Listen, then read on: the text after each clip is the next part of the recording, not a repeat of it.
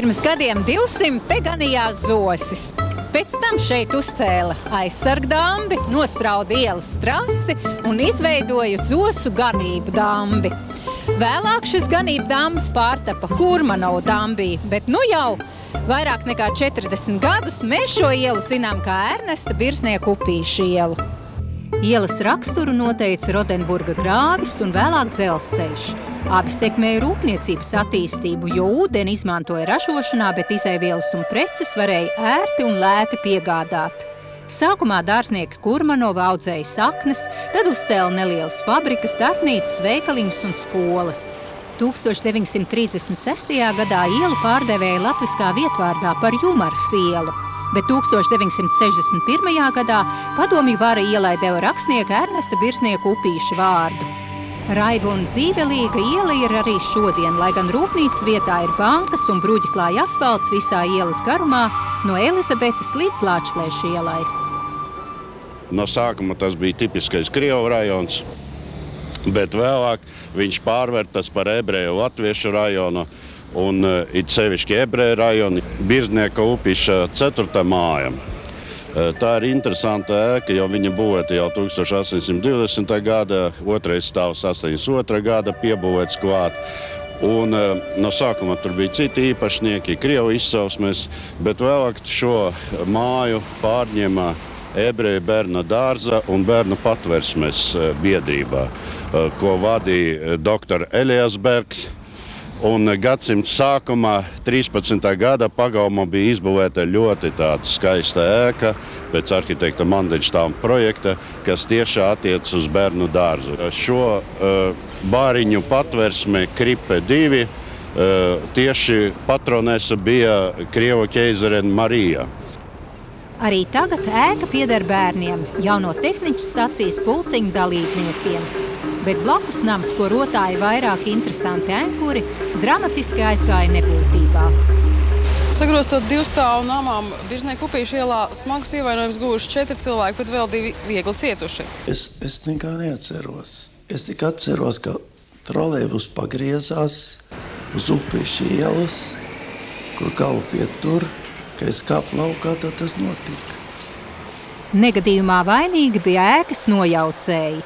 Tagad šis stūris ir pakļauts visiem vējiem, bet kādreiz ceļu uz staciju aizšķērsoja dzelzceļa darbnīcas un ēkas Elizabetes ielas pretējā pusē. Birznieka Upīša 5-7 tā ir pirmā ēka, kas uzcelta 1813. gada šī kvartāla. No sākuma tas bija tirgotais Aņikējevs, pēc tam Mārkovs un tā mainījies, bet kad izbūvēja staciju, protams, viss šis gruntsgabals palika ļoti interesanti priekš dzelzceļa un uzņēmējiem, kas saistīti ar dzelzceļu. Gildes vecākais mehāniku meistars Edgars Koch nopirka šo gruntsgabalu, uz kura faktiski grūti bija attīstīt kaut kādu rūpniecību vai ko, un viņš 1895. gada izbūvēja pirmo mūru ēku, tā ir kantora ēku, ar nelielu darbnīcu. Un Kochs ļoti viltīgi izmantojot nelielu zemes gabalu un 2 darbnīcas priekš ātriem remontiem, 2 ēkas, otru viņš 907. izbūvēja, un palīdzēja remontēt vilcienu. Latvijas laikā, kad dzelzceļa saimniecība pārkārtojās, te ražoja cepures, pogas, ķemmes, krāsas un ziepes. Savukārt tirgotāja Kvila celtie spīķeri Dzirnava ielas otrā pusē pārtapa dzīvojamā ēkā, bet viņa kantora vietā jau agrāk uzcēla skolu. 1909. gadā uz 82. gada būvēts ēkas pamata, kas ir 2 stāvu bija.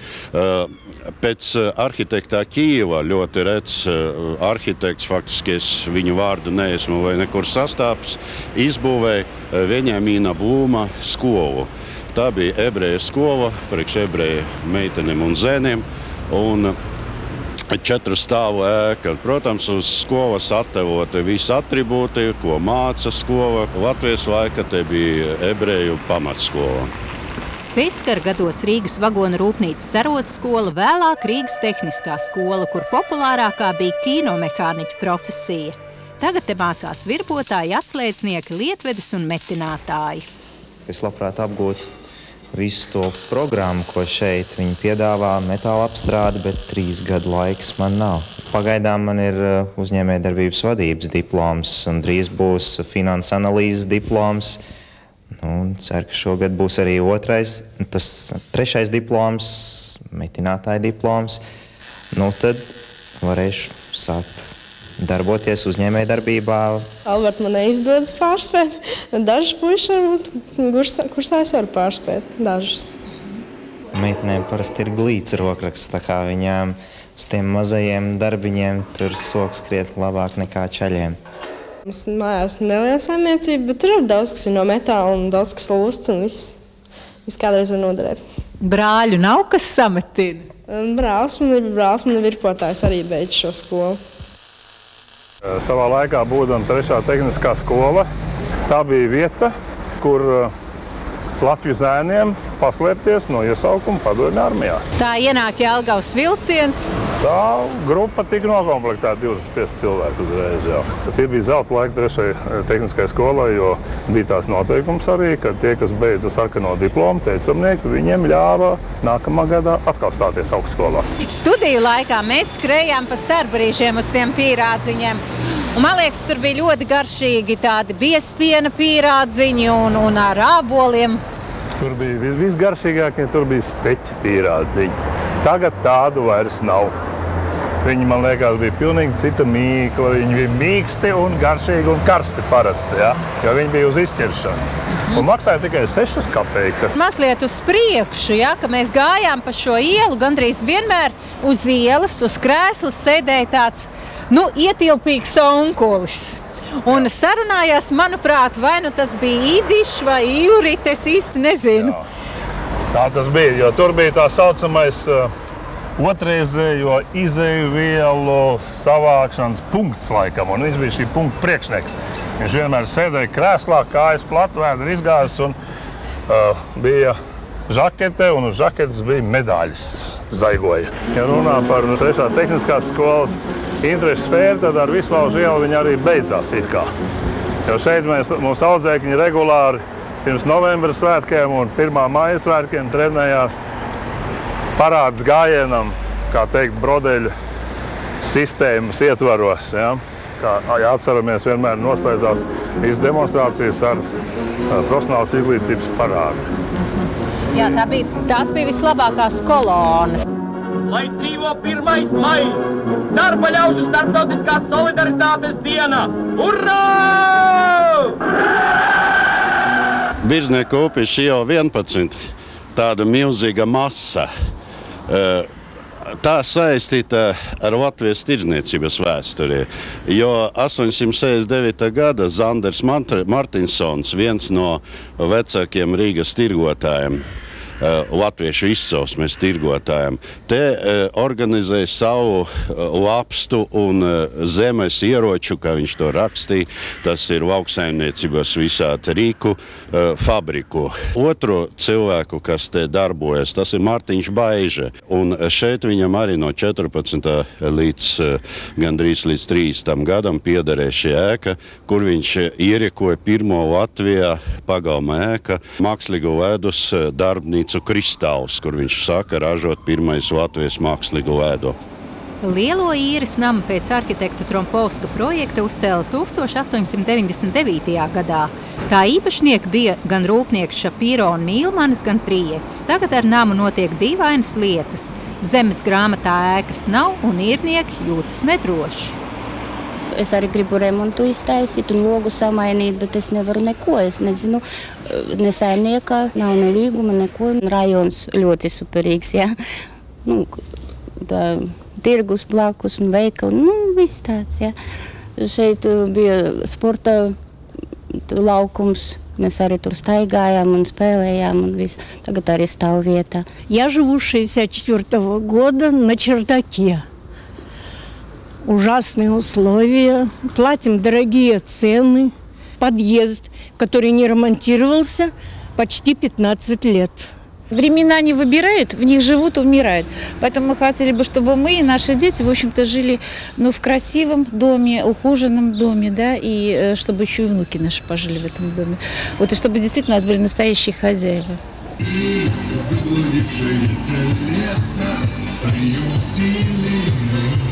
Birznieku upīša iela 8. Tas ir vienīgais komplekss, kur saglabājušies spikeri pilnīgi savā godībā, tādi paši, kādi viņi tika izbūvēti 1873. gadā. Un skatoties uz šo zemes gabalu, var redzēt, ka viens gabals ir taisns, un otrais iet slīpi gar ēku Birznieku upīša 10.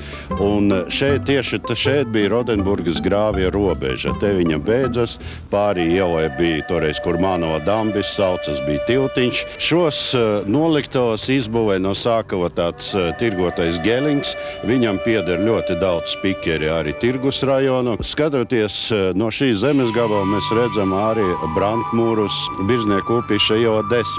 Augusts Grasis 10. gada pagalmā izbūvēja apavu darbnīcu, mehanisku apavu darbnīcu ar nosaukumu Venus.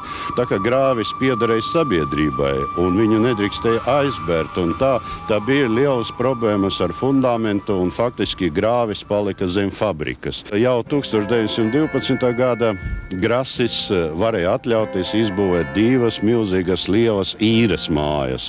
Pēc Mārtiņa Nukša projekta, viena no skaistākām ēkam vispār uz šīs ielas, un, protams, ļoti labs plānojums, tādi plaši dzīvokļi. Tā māja pārdzīvojusi dažādus laikus. Bija arī tāds brīdis padomju laikā, kad māja bija pilnīgā avārijas stāvoklī, un mūs jau te bija iesaukuši par geizeru namu, jo tādi balti garaiņu mutuļi vēlās no visiem pagrabiem līdz pat kādam 3. stāvam. Ja nebūtu Latvija kļuvusi neatkarīga valsts, tad jau varbūt patiešām mēs visi būtu no šīs mājas evakuēti diezin kur. Saimnieks rūpējas par mūsu māju, un arī pārvaldnieki patiešām to dara no sirds.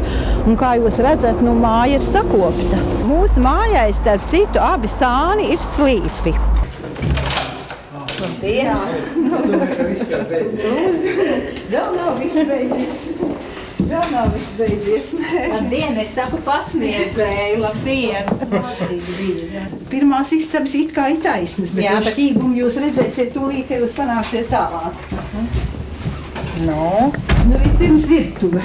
Redziet, viens gals tāds, otrs gals pavisam šauras.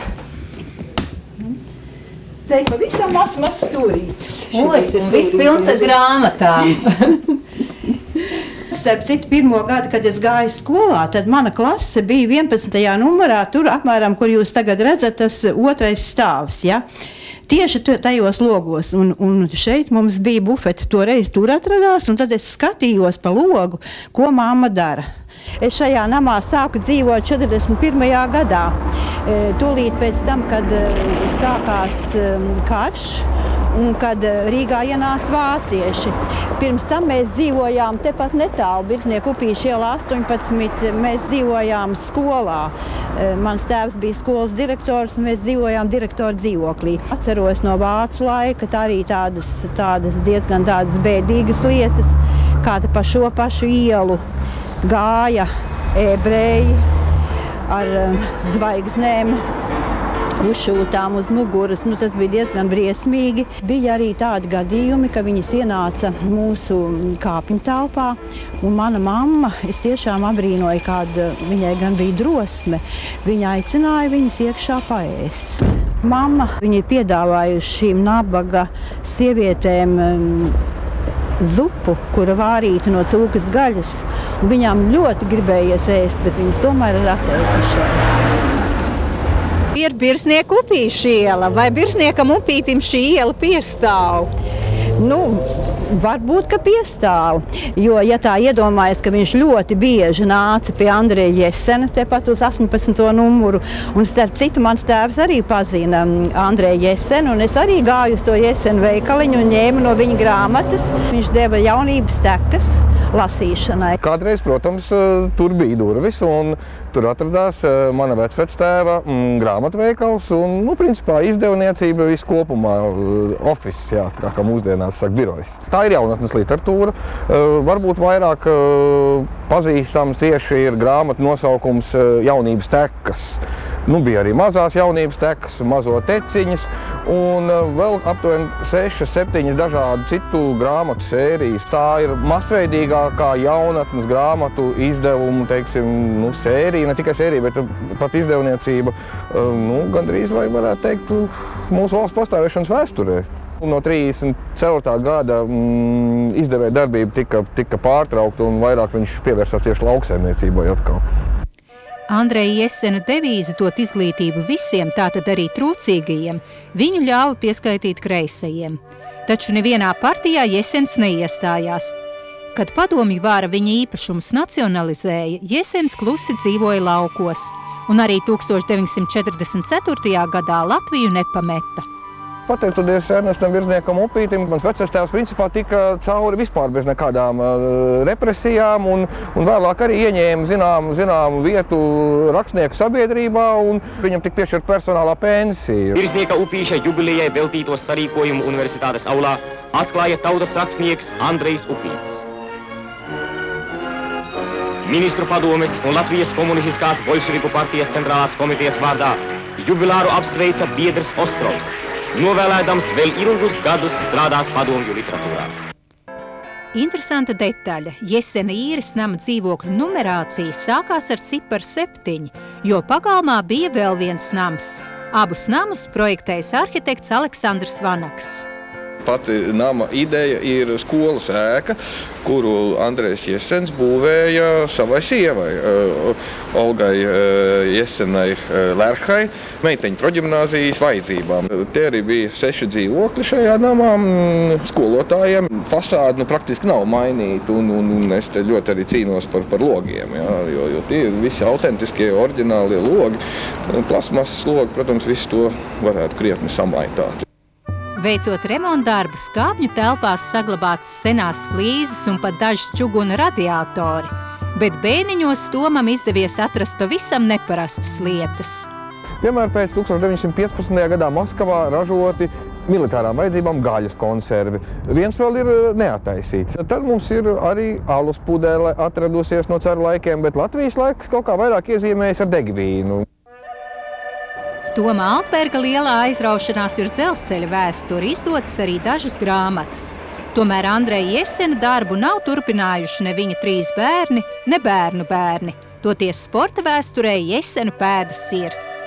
Dēls spēlēja hokeju un ir guvis vārtus arī Latvijas valsts vienības labā, bet mana māte, Jesena mazmeita, Jolanta Kalniņa, vēlāk gan Altberga, itin labi aizstāvēja TTT krāsas, un spēlējas Latvijas PSR izlasē. Uzbruk TTT!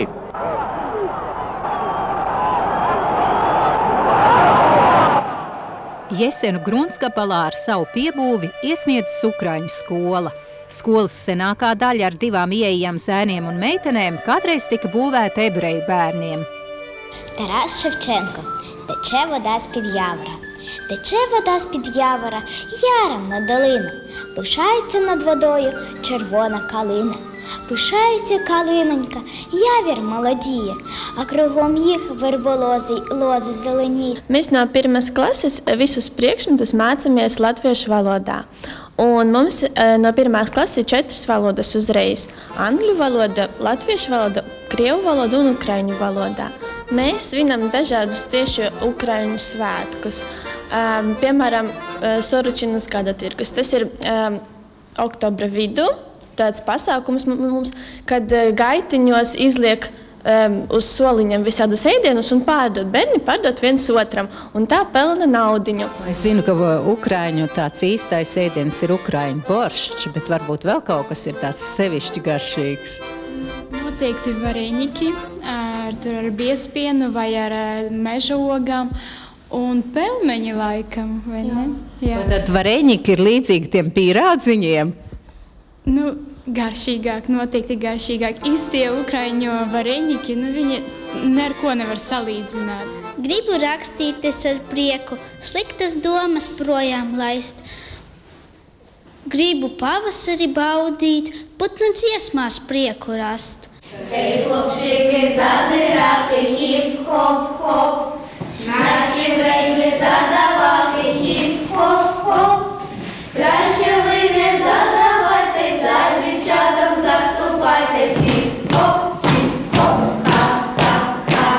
Birznieku upīša ielā mēs ļoti bieži ejam pusdienot tieši. Tur ir vairākas kafejnīcas un pirādziņa, bišķi uz Latšpleša ielu pusi. Tur ir konditorija tāda, un tur taisa pušķīšus no konfektēm, tas ļoti skaisti. Tur ir tāds bārs, ja, pretī tieši Birznieka upīša ielā, un tur ir kaķis. Un bieži, kad es nāku rītā skolā, es redzu to kaķi, ka viņš sniedzas tām rokturim, lai ietu tajā bārā. Šeit ir Friedrichs Hoffe, mehāniku amatmeistara vecākais, Gildes vecākais, izbūvēja mehānisku koku zagietavu. Viņš 1879. gadā pārgāja no savas vecas iegrimušas savrupu mājus uz jaunu, ko viņš izbūvēja pēc Gegi Müllera projektā. Šodien šī fasāde ir pāršūta, palika vēl redzami dažādi elementi pie logu, apmāles, sandriki, portāla. Vēl varat redzēt veco godību. Vācu laikā viss, kad bija jau aizbraukuši, izmiruši. Šeit bija lielākā firma, kas apgādāja armiju, Baltkoks. Gusteva tabaks fabrikas vietā, kur vēlāk ražoja elektriskos elementus un kabatas baterijas, bet Latvijas laikā darbojās apavu un zeķu fabrikas, vēl pavisam nesen strādāja slavenā trikotāžas fabrika Māra.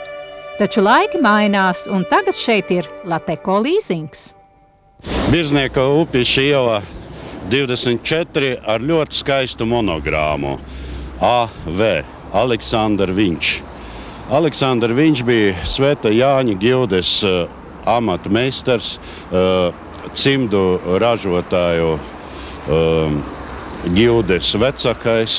Un šeit viņš tieši 888. gadā atklāja savu cimdu fabriku, arī laikam izmantojot kaut kādu Rodenburgas grāvja ūdeņus, un uzbūvēja 1901. gada šo ēku ar to skaisto monogrāmu. Agrāk bija visi saimnieki dzīvokļi, viena puse un otra puse. Te godi ieeja, vai ne, un tas šitā te melnā eja. Sēdz ieeja. Plīzītes palikušas, mārgas palikušas, soliņi. Cik tāds ielas garumā iet kaut kāds upīt, jeb kas, vai ne, tā šito māju it kā celt uz spāļiem, vai ne. Un kad bija krāsnes apkur, tad atved malku, tas sazāģiem, tad nes iekšā pagrabā, bet skaldīt vajadzēja sētā. Nesagrūst māju. Un kur kāpņu telpi, vai tie logi, vai ne, tad tur plais ir. Un tā plais ir no tā brīža, kad ites spridzināja viaduktu dzelzceļam. Nu, tad te, kur tas stūris ir, ja, tur bija konfekšu fabrika, jeb cehs, vārīja gotiņas. Un tad viss pagalms un visu māju smaržoja. Vecos laikos galvenokārt bija uz Zirnavielas stūri divstāvu koku māju un uz Lāčplēša ielas divstāvu koku māju.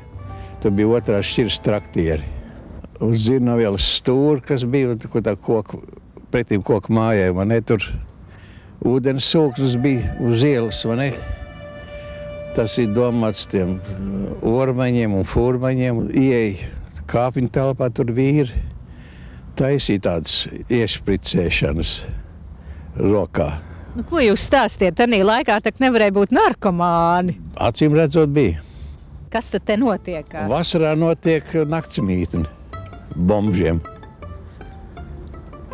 Guļ pa nakti. Nu, kurš tad ir tas, kas izīrē viņiem tās telpas? Tas ir brīvlīgums.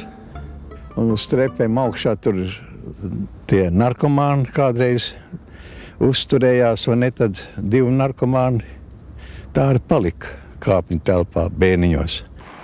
Laiki mainās, paliek ielas mūžīgās vērtības. Tāds ir arī Jānītis. Kafejnīca, kas pārtapa picērijā un tad no Elizabetes ielas stūra pārceļoja tuvāk Lāčplēša ielai. Atvēramies 92. gada pirmo savu restorānu Jānītis amerikāņu pizzerija. Tas bija pēc adreses Elizabetes iela 91, 93. Tā es liekas nebija tik daudz mūsu Rīga pīcas, citas pīcas. Man liekas, ka mēs bijām pirmi. Pie mums strādā ļoti pazīstami menedžeri no Amerikas puses. Ja? Tagad viņa šeit nestrādā vairs, aizbrauca prom, ja? Bet palika viņas, kā teiktu, tehnoloģija, receptūras un viņa atstāja manis. Man kāpēc šķiet, ka tanī 1. jānītī skanēja arī amerikāņu mūzika? Jā, bija tā. Mūzika jābūt šeit. Man pašai patīk mūzika tā kā visiem, jā. Es domāju, ka es plānoju, ka tuvākajā laikā būs arī spēlējies amerikāņu mūziku un latviešu mūziku un cita arī. Es domāju, ka visiem patīk šeit un tas ir vislabākā iela